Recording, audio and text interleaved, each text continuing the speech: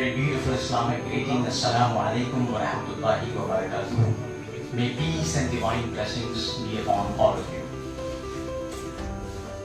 A former ambassador of India to the UK and the USA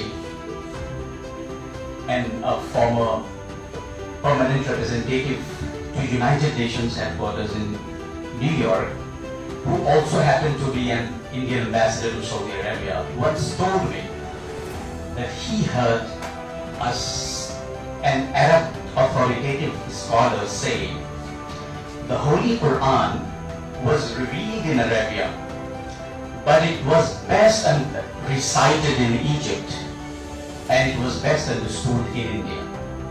I think Khusro Foundation's latest publication, Tafhim-e-Jihad, authored by a classical Islamic scholar and established theologian, Dr. Maulana Zishan al-Misbahi, affiliated to Khanqah-e-Arifiyya, which is known for its scholarly Sufism, is a testament to this historical fact that the Holy Quran has been best understood in India. But unfortunately today, the Holy Quran is also one of the most misunderstood books in India. One of the most misquoted and miscontextualized scriptures in the Indian subcontinent. Not only Indian subcontinent, thanks to the Western propaganda, Western media, as well as the cross-border misinterpretations, or so to say jihadist interpretations of the Quran.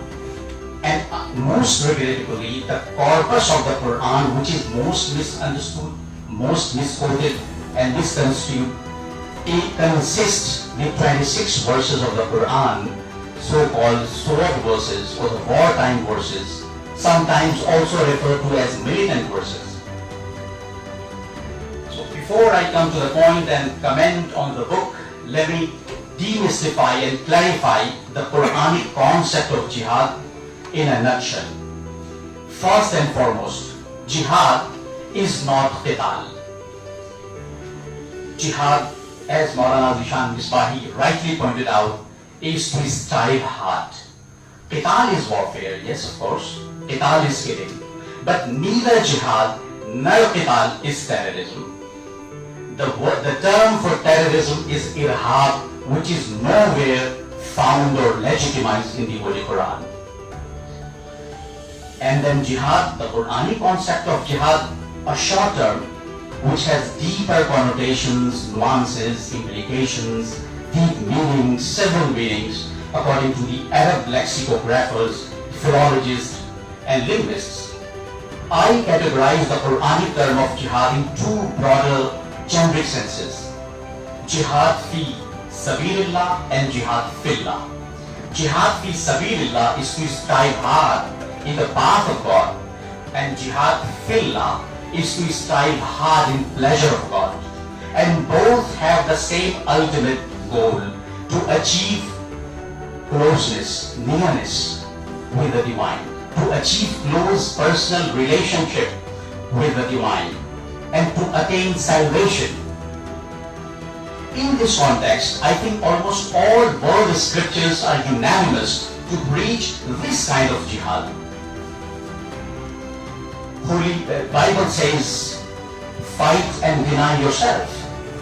Srimad Bhagavad Gita, oh my God, someone told me that Srimad Bhagavad Gita is a greater manual of jihad than even the Holy Quran. Lord Krishna, in his beautiful discourses to Arjuna, says, fight. For what? Fight for righteousness. Fight for dharma.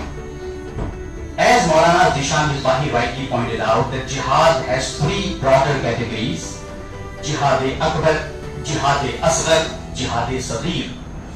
I have also found out one more category: Jihad-Afdalul Jihad. So the Quranic concept of jihad inspires the Prophet, and inspired by the Quranic concept, the prophetic definition of jihad is Afdalul Jihad, Kalimatul Haq, in the Sultan in Jair. The best form of jihad is to raise voice against injustice and tyranny. This is Afdalul Jihad. And then Akbarul Jihad, Raja'na min al-jihad al-asghar ila al-jihad al-akbar.